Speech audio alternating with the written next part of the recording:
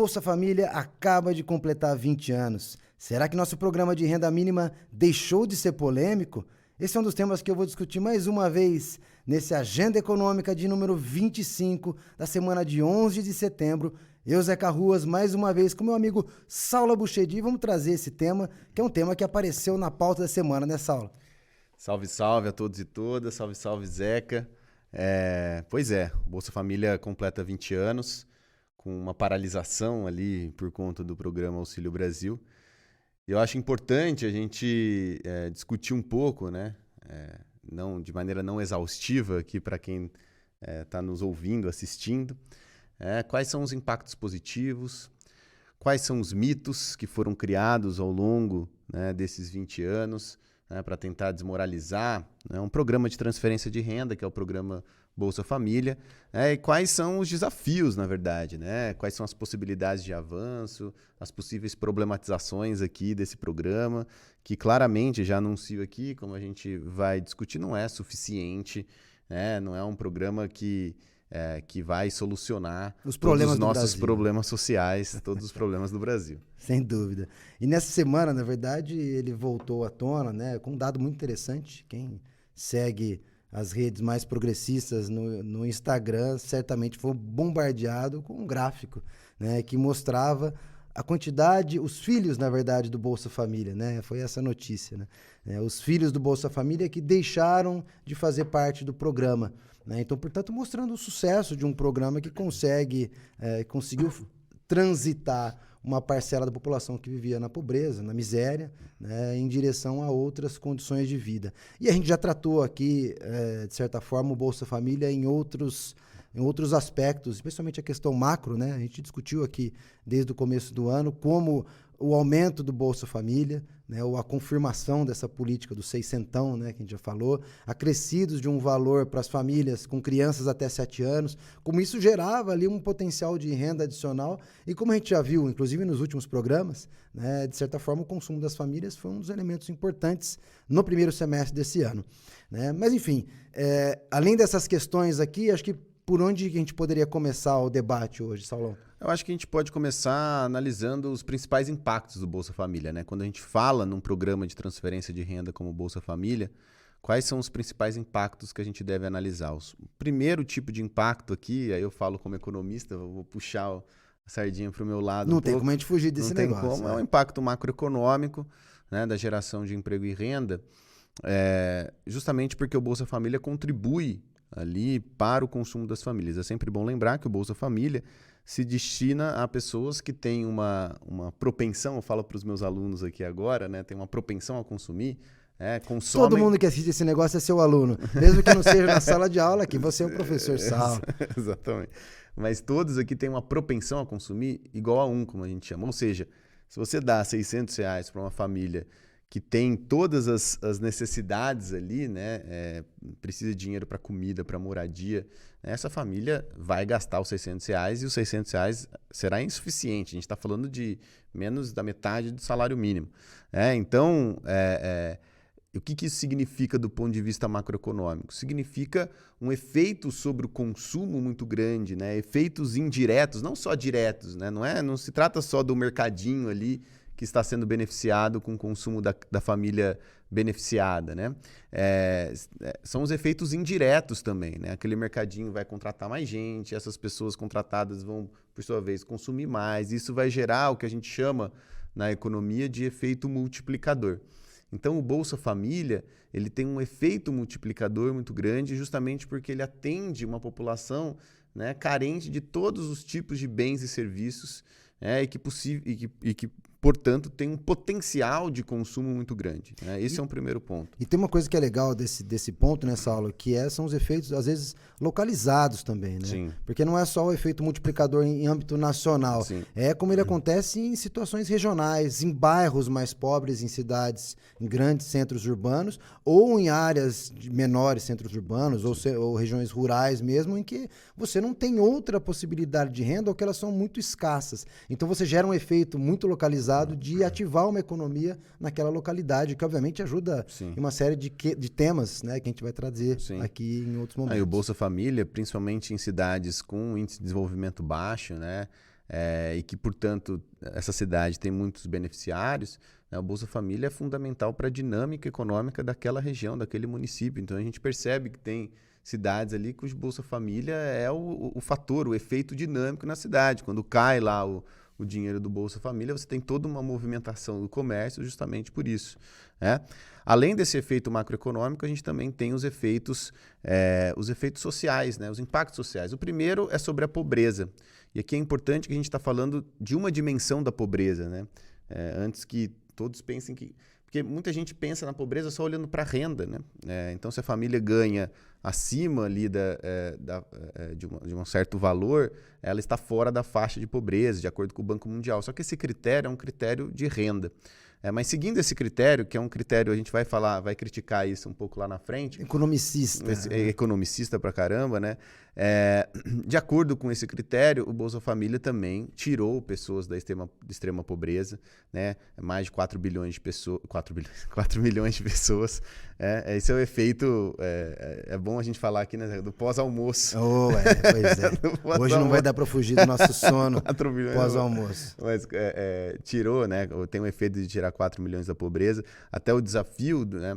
A expectativa com esse Bolsa Família com R$600, com 150 adicional, é que leve esse valor, né? Esse patamar de 4 milhões, né, de pessoas fora da extrema pobreza, né, para mais de 6 milhões fora da extrema pobreza. Então tem esse impacto, tira as famílias da extrema pobreza, né, e além disso também contribui, né, ainda que indiretamente, para tirar as famílias da pobreza. E aí esse é o efeito dos filhos, né, do Bolsa Família, né? É uma contribuição também indireta para você, de alguma maneira, tirar aquela família das faixas ali consideradas da pobreza. Então, outro impacto... Tira certa miséria, né, Saulo? Miséria.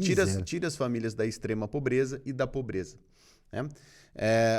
Outros impactos estão relacionados aos condicionantes do Bolsa Família, né? Então, é sempre bom lembrar que o Bolsa Família tem uma série de condicionantes, né? Então, a frequência escolar, você também tem questões ligadas à atenção primária à saúde, vários condicionantes que integram o Bolsa Família com outras políticas sociais. Então, o que a gente percebe, né? Que o Bolsa Família ajudou, né, na melhora de indicadores sociais importantes, como evasão escolar, mortalidade infantil, evasão escolar específica das mulheres, que por conta dos seus filhos, né, e sem o amparo do Estado, acabam abandonando as escolas. Então, você também tem melhoras desses indicadores sociais ligados à condicionalidade do Bolsa Família.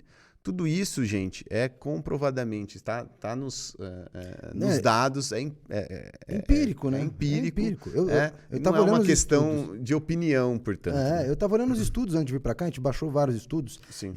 E qualquer pesquisa que você faz de publicações acadêmicas é recheada de casos e exemplos de como você reduz problemas alimentares, especialmente em áreas urbanas, como é que se articula com questões de saúde. Então, de certa forma, o programa tem essa capacidade de puxar outras dimensões, como você está mencionando, da pobreza em si, né? Exatamente. Então, ele tem o foco, né? A análise do Bolsa Família, que muita gente fala, é uma análise com foco uma dimensão da pobreza, que é a renda, mas é importante a gente mostrar como as condicionalidades são importantes também, né? E como a discussão das condicionalidades, que foi muito forte durante um determinado momento ali do Bolsa Família, estava havendo uma discussão dos 10 anos do Bolsa Família, lá em 2013, né, no governo Dilma. E qual que era a discussão? Ampliar as condicionalidades.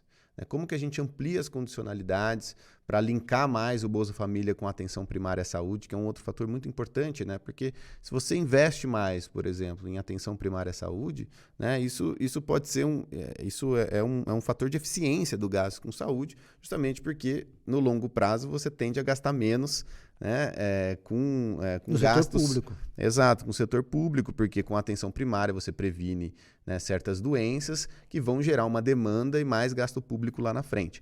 Então, é até interessante a gente falar sobre os resultados ali das condicionalidades para fomentar de novo essa discussão das condicionalidades, né? Eu acho que elas discutem também a questão das condicionalidades, também aparece na literatura, né? Como evitar aspectos meritocráticos também, né? Quem merece o Bolsa Família, quem não merece, isso é uma outra discussão que aparece. Sim. Mas eu acho que ela puxa aqui um debate que eu queria trazer para a gente e para as pessoas que nos acompanham, que é o tema, como é que ele foi se consolidando, né? A gente já trouxe isso aqui em outras agendas para dizer o seguinte, acho que talvez uma das conquistas da última eleição, a gente trouxe dessa forma, né? Foi o fato de que a política de rendas deixou de ser um debate, né? Um debate que na eleição de 2018, ou até a eleição de 2018, era muito ferrenha, né? A campanha, parte da campanha do Bolsonaro se opunha de maneira veemente à questão do Bolsa Família como uma política de voto de cabresto ou coisa do gênero, ou seja, quem vai para o Bolsa Família é porque não gosta de trabalhar.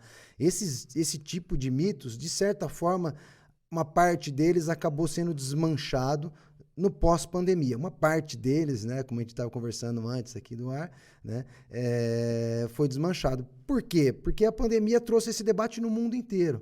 E, de certa forma, até foi resgatada a ideia de que o Milton Friedman, né, o Paulo Guedes usou isso também, né, quando ele apresentou, né, o Milton Friedman é o pai da discussão, ainda que não tenha sido efetivamente, né, mas o pai da discussão da renda mínima, porque ele propôs o imposto de renda negativo.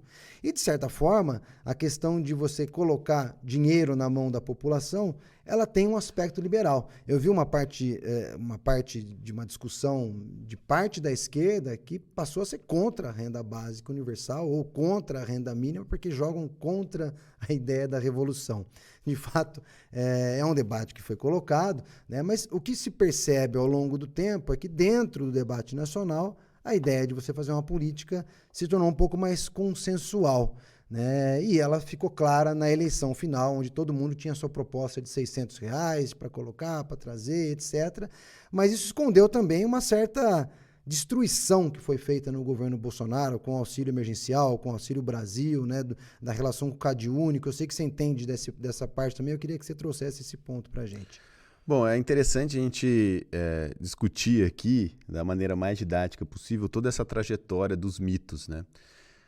Porque a todo momento tentaram desqualificar, né, o programa de transferência de renda, o Bolsa Família, até 2018, porque o Bolsa Família sustenta vagabundo, porque o Bolsa Família, a pessoa ela perde o interesse pela qualificação do trabalho, a pessoa não procura mais emprego, então ela perde o interesse por trabalhar, desculpa, por conta do Bolsa Família. E todos esse mito, né, que sustentou muito o antipetismo, por exemplo, durante muito tempo,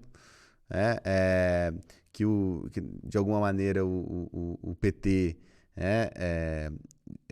por meio do Bolsa Família, ele desestimula o potencial de crescimento, diminui o potencial de crescimento da economia brasileira. Esse mito foi caindo conforme os dados foram apontando, né, que boa parte das pessoas que recebem o Bolsa Família conseguem sair por meio da mobilidade, né? Tem uma mobilidade social importante que começa ali, que tem como uma grande contribuição o programa Bolsa Família. Então, a maioria dos depoimentos que a gente vê hoje, né, sobre os 20 anos do Bolsa Família aponta justamente para esse efeito de mobilidade social. Isso está nos dados.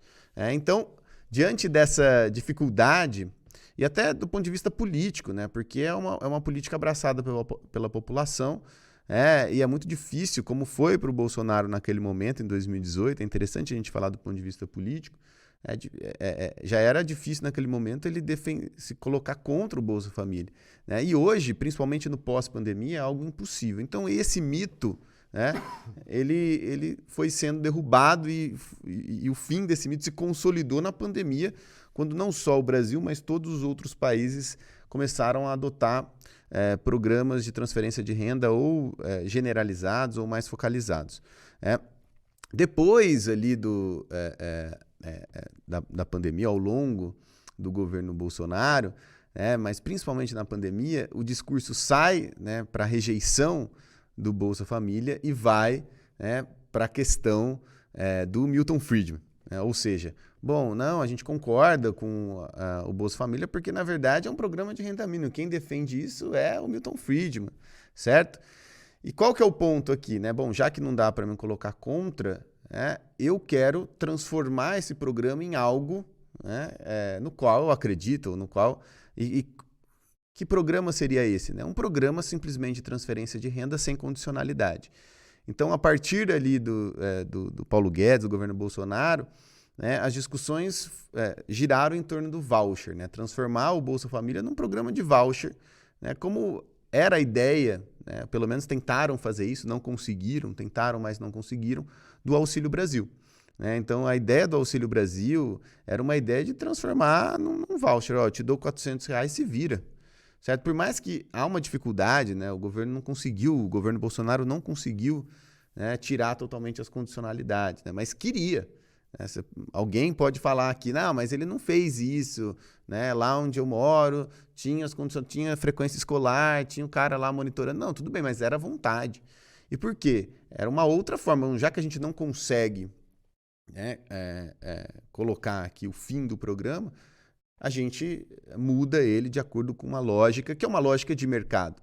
Né? É importante dizer que, por mais que o Milton Friedman defendia a renda mínima, o objetivo desse programa é completamente diferente, né, do objetivo geral do Bolsa Família e desse programa com condicionalidades.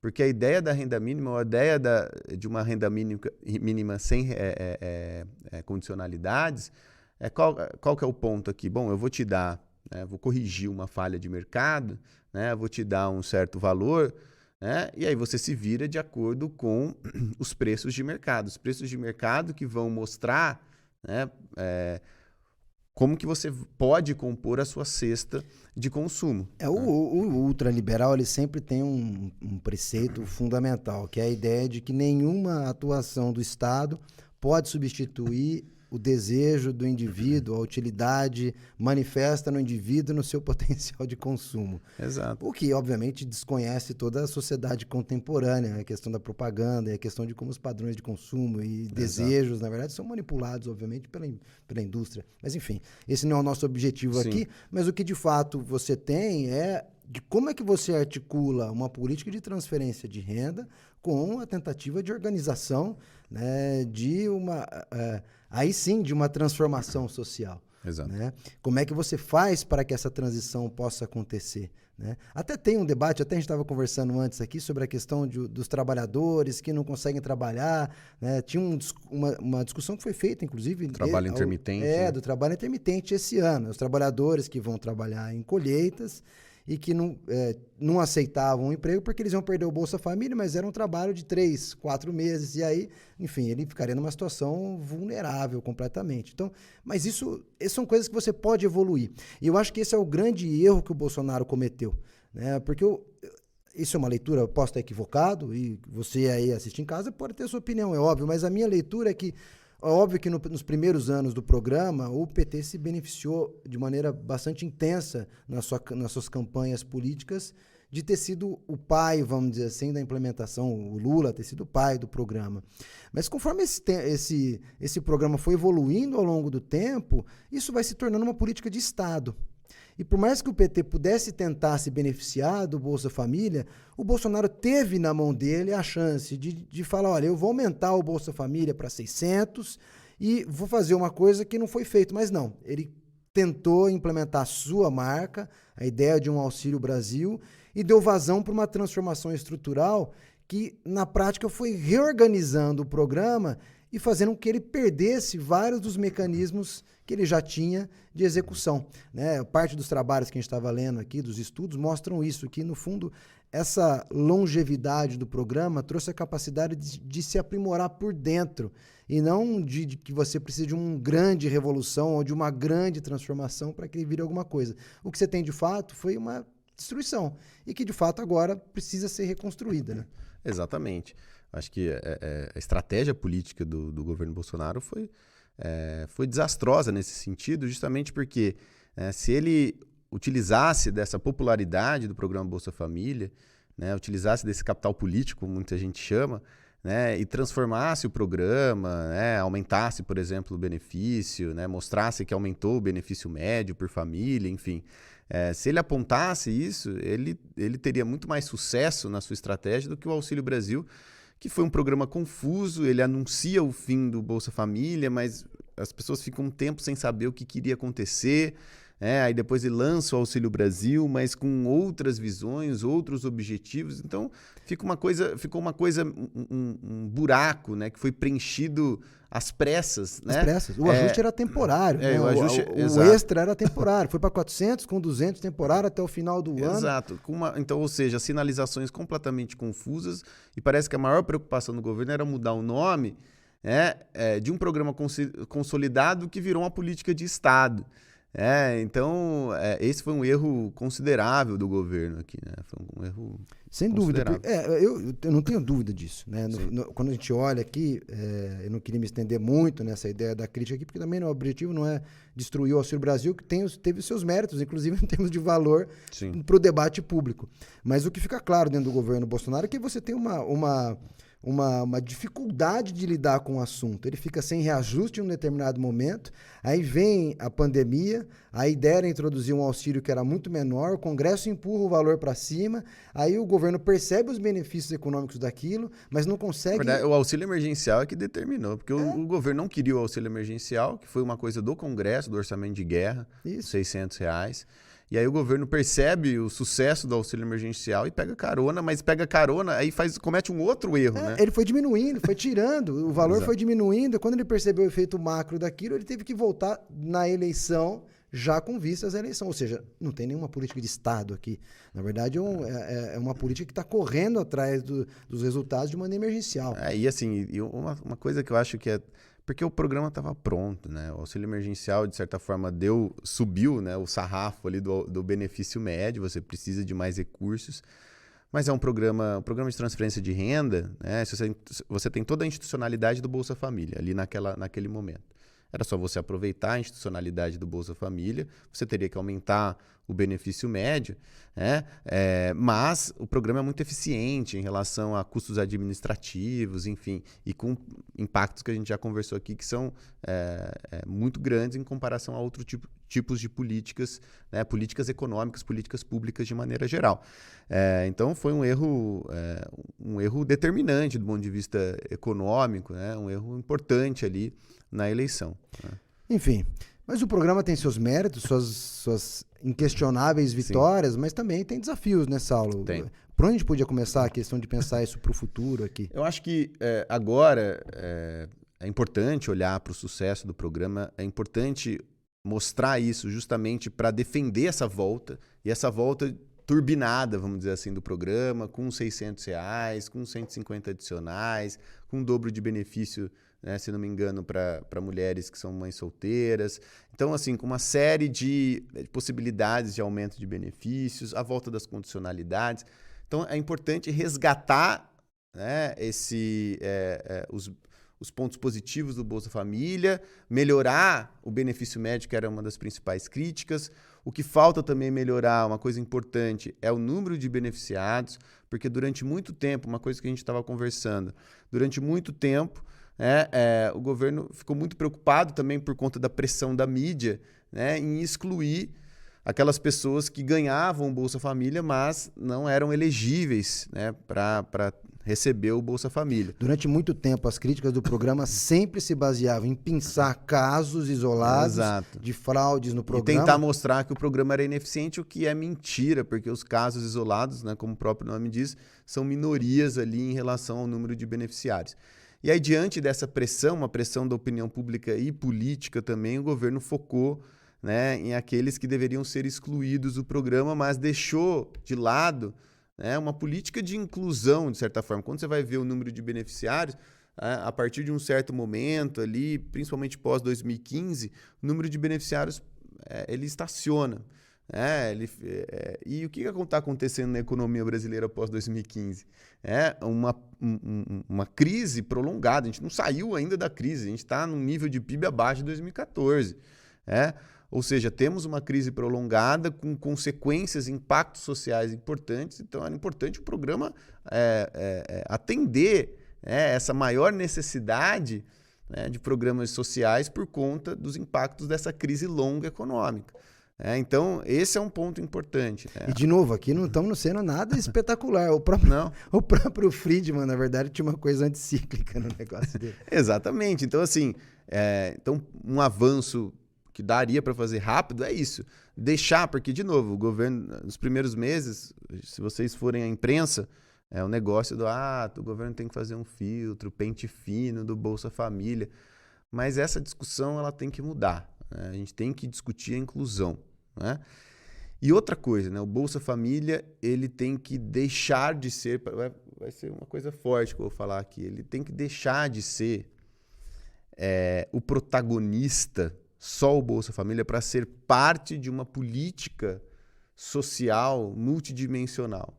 Né? Ele tem que ser cada vez mais integrado. O Bolsa Família, tudo bem, ele tem as condicionalidades, mas pouca gente sabe, inclusive. O Bolsa Família tem que fazer parte de um outro programa grande. É importante, inclusive, que o Lula, né, pense até no nome de um programa maior, né, que inclua o Bolsa Família. Eu acho muito pouco. Porque quando a gente fala em Bolsa Família como programa de transferência de renda, isso permite essas confusões que os liberais se aproveitam ali, né, para tentar encaixar o Bolsa Família num programa de renda mínima, um programa de transferência de renda, um programa de voucher. Justamente para a gente evitar, de novo, num próximo ciclo eleitoral, uma tentativa de mudança ali do Bolsa Família para um programa completamente esvaziado, é importante que a gente lance o Bolsa Família agora junto com um programa integrado, que condicione ali o Bolsa Família com outros programas, né, na área de saúde, educação, programa de atenção básica à saúde, programa para evitar a evasão escolar, melhorar a qualidade de ensino, né, incluir outros indicadores sociais ali, né, que estejam integrados com os indicadores vinculados, né, geralmente aos impactos do Bolsa Família. Então, para mim, esse é o desafio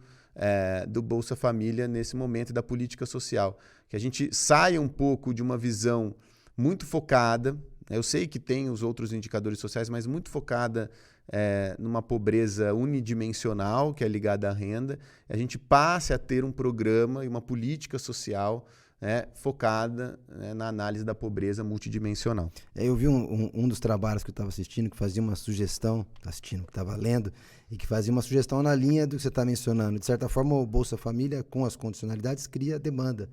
Né? E o Estado, de certa forma, também tem que contribuir com a oferta desses serviços. Como é que ele vai atuar na educação? Como é que ele vai atuar na saúde, pensando em integrar essas duas questões? O avanço dessa política que você está chamando aqui, de certa forma, tem outros elementos para pensar a questão da saída da pobreza, é certamente fundamental. E certamente fundamental para um mundo em que as questões do trabalho vão ficar mais complicadas. Eu acho que esse é um outro tema que não sei se dá tempo para a gente avançar aqui ainda hoje. Talvez a gente valha para deixar para um outro programa, que de certa forma é isso. Como é que vai caminhar o trabalho ao longo desse século como um todo? Está todo mundo pensando como é que agir sobre essa questão do fim do trabalho. E certamente políticas de renda mínima ou de renda universal, que é um outro tema, são importantes. Não sei se dá para tempo de a gente avançar, eu acho que nem merecemos aqui tomar o tempo do nosso telespectador. Mas, enfim, eu acho que você podia dar uma última contribuição antes da gente fechar aqui o tema. Eu acho que, rapidamente, só para falar sobre isso, não vale, acho que vale um outro programa para a gente falar dos programas de renda básica. A gente até já discutiu sobre isso em outras agendas, mas aqui, de novo, né? Eu acho que tem uma tarefa, né? Tem alguns passos para a gente pensar lá na frente num programa de renda básica. Antes da gente pensar num programa de renda básica, a gente precisa ter um programa de renda, de transferência de renda, que seja integrado, com outras políticas sociais, porque senão o programa de renda básica vai cair no vazio de um programa de voucher. Né? E certamente vamos ter que pensar questões de orçamento. Exato. Quando a gente está discutindo aqui um programa maior, então ao mesmo tempo está sendo discutido... Está num arcabouço fiscal extremamente limitante. Quebrando os pisos constitucionais de educação e saúde. Exato. Então, de certa forma, aqui é um debate que está fora do contexto. Então, enfim... Exato. Pedimos desculpas pelos debates fora do contexto, mas de certa forma... A gente volta, hein? São ideias que a gente vai ter que levar e que você que nos assiste certamente vai ajudar a levar isso adiante. Então agradeço mais uma vez você que esteve com a gente. Obrigado e voltem sempre aqui no nosso Agenda Econômica.